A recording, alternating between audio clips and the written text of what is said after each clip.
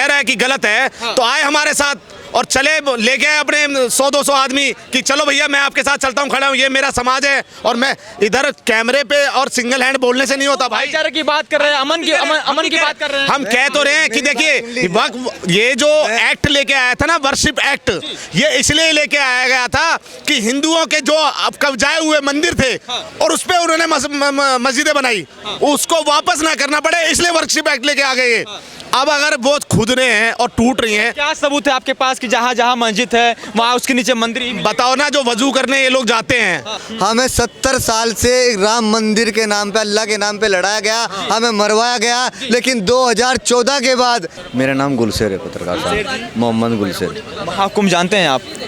144 साल बाद लगा है। बिल्कुल जानता हूँ पत्रकार साहब महोदय। मैं क्या जानता, पूरा मुसलमान जानता है, भारत का 40 करोड़ मुसलमान जानता है महाकुंभ क्या चीज़ है, क्योंकि हम इस भारत की मिट्टी में पैदा हुए हैं, इस मिट्टी से बने हुए हम, तो हमें सब पता है महाकुंभ क्या है, यात्रा पर हिंदू जाता है तो क्या है, हमें सब पता है।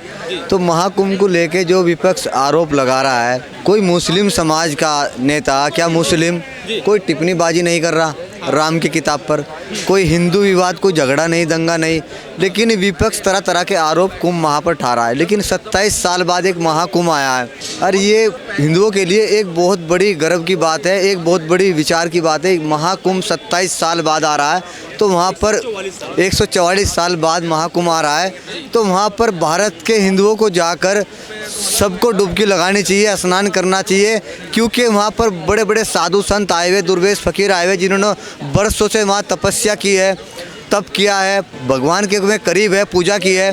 तो वहाँ न जाने किसके जाने से किसका उद्धार हो जाए, तो वहाँ भारत के चढ़ बढ़ के हिस्सा लेना चाहिए। जो क्या नाम सनातन धर्म को मानने वाले लोग हैं, उन्हें चाहेंगे महाकुंभ में स्नान करने के लिए अगर आपको बुलाया जाए? नहीं, पत्रकार साहब महोदय अगर बुलाएंगे तो वेलकम, अगर बुलाएंगे तो हम जाएंगे। लेकिन वहाँ तो मुसलमानों का बहिष्कार किया जा रहा है, मुसलमानों को बताया जा रहा है कि एंट्री नो एंट्री है, बिल्कुल भी मुसलमान नहीं आएंगे। मुसलमान आएंगे तो वहाँ पे जो हिंदू रहने वाले वो अशुद्ध हो जाएंगे। पत्रकार साहब महोदय ऐसा कुछ नहीं है, ये सिर्फ इसलिए व्यवस्था की गई है, विपक्ष इस पर आरोप उठा रहा है क्योंकि हर जगह सरकार को घेरने का काम किया जा रहा है, मोदी को, योगी जी को घेरने का काम किया जा रहा है, लेकिन ऐसा कुछ नहीं है। और वहाँ मुसलमान के जाने की क्या नाम पाबंदी है, पाबंदी नहीं है, क्योंकि कुल मिलाकर विपक्ष को एक ऑप्शन मिल जाएगा, दंगा हो सकता है, कुछ भी हो सकता है, विपक्ष को एक मौका मिल जाएगा, लेकिन ऐसा कोई भेदभाव ऐसा कुछ नहीं है। और योगी जी सरकार में, मोदी जी की सरकार में कोई भेदभाव नहीं है, हिंदू मुस्लिम मिलकर रह रहा। ये 2014 के बाद देश के अंदर बहुत बड़ा एक भाईचारा, प्रेम, मोहब्बत आया है। लेकिन लालू प्रसाद यादव कह रहे हैं कि जिस प्रकार से महाकुंभ अब लोग जा रहे हैं, फालतू जगह क्यों जाना चाहते हैं लोग? देखिए फालतू, आपके निगाह में महाकुंभ कैसा जगह है? फालतू जगह है इस प्रकार से लालू प्रसाद यादव कह रहे हैं। पत्रकार साहब महोदय, महाकुंभ फालतू जगह नहीं है, मैं खुद फालतू है जो इस तरीके का बयानबाजी दे रहे हैं। क्यों बार बार टिप्पणीबाजी क्यों कर रहे हैं? अखिलेश जी हुए, लालू प्रसाद हुए, जितने भी नेता है सारे महाकुंभ के पीछे लगे हुए। अरे महाकुंभ 144 साल बाद आया है, तो ये हिंदुओं की आस्था को ठेस पहुंचाने का काम कर रहे हैं विपक्ष के नेता। और मैं कहना चाहता हूँ हिंदुओं को बाहर रोड पे आकर इन जैसों का विरोध करना चाहिए और सरकार को इन पे सख्त से सख्त कार्रवाई करनी चाहिए, इन्हें जेल में डालने का काम करना चाहिए, क्योंकि महाकुंभ पर ये उंगली उठा रहे, टिप्पणीबाजी कर रहे, राम की किताब पर उंगली उठा रहे।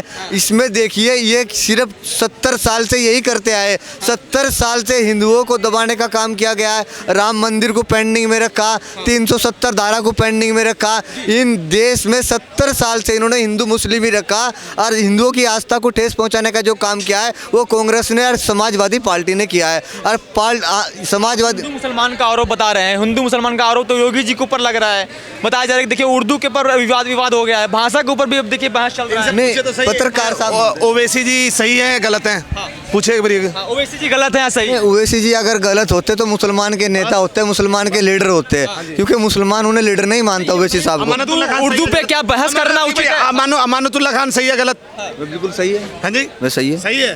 वाह, एक जगह अतिक्रमण करके जो है। मुद्दे, मेरी बात सुनिए, आप मुद्दे पे आइए, बात मुद्दे पे आइए आप। अरे मैं बोलता रहा हूँ 2014 से अरे आप मुझे स्थिति क्या थी, बात मुद्दे पे करिए। जनता ऑनलाइन कैमरे, ओवैसी गलत है ना? ये बिल्कुल गलत है। वक्फ बोर्ड सही है गलत? वक्फ बोर्ड गलत है, गलत है ना? गलत है। जो कानून उस पर मनाए जा रहे हैं, वक्फ बोर्ड गलत है ना, तो उसका विरोध करोगे आप? उसका विरोध तो मैं कर रहा रहा हाँ हूँ, जी। उसका तो मैं विरोध कर रहा हूँ। मोदी जी जो क्या नाम है आपका? मोदी जी जो कानून बना रहे वक्फ बोर्ड में, वक्फ बोर्ड इसलिए गलत है। वो अमेंडमेंट कर रहे हैं और अमेंडमेंट एक बार नहीं हुआ। आप जानिए, 36 बारी बिल, पता नहीं कितनी बारी इसमें मैं अमेंडमेंट। आपको समझाना चाह रहा हूँ गलत क्या हाँ जी। है। वक्फ बोर्ड किस लिए बनाया गया था?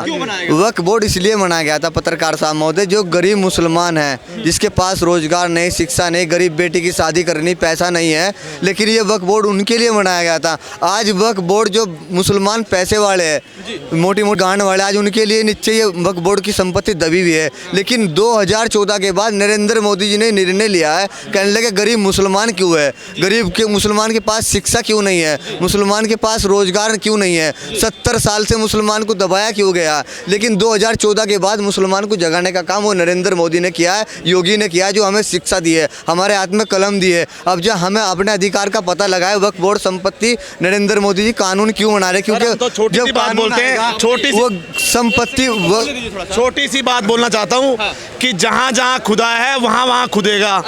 और अगर शिव आया तो हम रख लेंगे और शव आया तो तुम रख लेना। मैं सिंपल सी बात बोल रहा हूँ भाई, अगर वक्फ बोर्ड का अगर कह रहा है कि गलत है तो आए हमारे साथ और चले, लेके आए अपने 100-200 आदमी कि चलो भैया मैं आपके साथ चलता हूँ, खड़ा हूँ, ये मेरा समाज है। और मैं इधर कैमरे पे और सिंगल हैंड बोलने से नहीं होता भाई। भाईचारे की बात कर रहे हैं, अमन की बात कर रहे हैं। हम कह तो रहे हैं कि देखिए वक्फ, ये जो एक्ट लेके आया था ना, वर्शिप एक्ट, ये इसलिए लेके आया गया था कि हिंदुओं के जो अब कब्जाए हुए मंदिर थे और उस पे उन्होंने मस्जिदें बनाई, उसको वापस ना करना पड़े, इसलिए वर्शिप एक्ट लेके आ गए।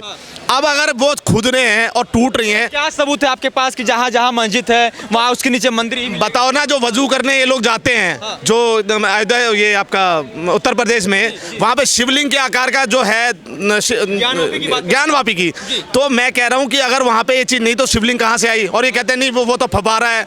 तो तमाम तरह की चीज़ें जो है माइंड वॉश करने का है। मैं तो कह रहा हूँ भाई है, मैं तो कह रहा हूँ ये हमारे बड़े भाई हैं। मैं कह रहा हूँ कि हम अब वक्फ बोर्ड का, अगर हम वक्फ बोर्ड को खत्म नहीं कर रहे हैं, हम वक्फ बोर्ड को खत्म नहीं कर रहे हैं। मैं जवाब दे रहा हूँ। 2014 से पहले हिंदू मुस्लिम को मरवाया किसने? कांग्रेस ने। राम कह के मुसलमान के बीच में जाके कहना हम तुम्हारी मस्जिद बनाएंगे, वोट हमें दो। हिंदुओं के बीच में जाके कहना हम मंदिर बनाएंगे, वोट हमें दो। हमें 70 साल से राम मंदिर के नाम पे, अल्लाह के नाम पे लड़ाया गया, हमें मरवाया गया। लेकिन 2014 के बाद एक पढ़ा लिखा शिक्षित आदमी आता है, इस सभ्यता आदमी आता है, नरेंद्र मोदी जिसका नाम है, उन्होंने 2014 के बाद राम मंदिर को बनाया, जिससे भारत का मुसलमान भी खुश है और हिंदू भी खुश है। क्योंकि कितने लाख हिंदू मरे, कितना लाख मुसलमान मरा, लेकिन उससे ना मंदिर बना ना मस्जिद बना 2014 से पहले। लेकिन नरेंद्र कांग्रेस के ऊपर लगा रहे हैं कि हिंदू मुसलमान का जो आरोप है वो कांग्रेस के ऊपर आप लगा रहे हैं, लेकिन योगी जी के बयान पर क्या कहना चाहेंगे आप? योगी जी के बयान पर मैं, उन्होंने जो बयान दिया है वो बहुत अच्छा बयान दिया है, क्योंकि समाजवादी पार्टी ने यही चाहा है मुसलमान डॉक्टर ना बने, मुसलमान इंजीनियर ना बने, मुसलमान उर्दू भी ना पढ़े, पत्रकार साहब मुसलमान उर्दू भी ना पढ़े। आप एक मुसलमान खुद हैं, बताइए। चाहे वो हिंदू है, चाहे मुस्लिम है, चाहे सिख है, कोई भी है, अपने धर्म के बारे में जानकारी होनी बहुत जरूरी है, बहुत जरूरी है। इल्म होना चाहिए अपने धर्म के बारे में, चाहे वो हिंदू, चाहे मुस्लिम है, चाहे सिख है। क्योंकि धर्म कोई गलत रास्ता नहीं दिखाता, धर्म एक अच्छा रास्ता दिखाता है। धर्म एक भलाई का, भाईचारे का, प्रेम मोहब्बत का रास्ता दिखाता है। धर्म एक नफरत नहीं फैलाता। धर्म जो है एक आस्था है, धर्म एक पूजा है, जहाँ पूजा है वहीं विश्वास है। तो परमात्मा हर जगह है। तो मैं कहना यह चाहता हूँ देश के अंदर प्रेम मोहब्बत भाईचारा रही। राम मंदिर 2014 के बाद बना है, आप अब जांच कराइए, जहाँ जहाँ आपके मंदिर है वहाँ मंदिर हम खड़े होकर बनवाएंगे। क्योंकि जो पहले हमें कांग्रेस ने 70 साल से गुमराह किया है, हमें सुहा रखा था, लेकिन जगाने का काम नरेंद्र मोदी जी ने किया है। पत्रकार साहब मोदी पूरी बात सुन लीजिए। हमें पंडित जी भी हैं, उनसे बात करेंगे, एक सेकंड रुकेगा। आपका नाम क्या? जी नाम पूछ लिया, नाम तो जल्दी में मुझे बताता, लेकिन नाम ज्ञान प्रकाश है।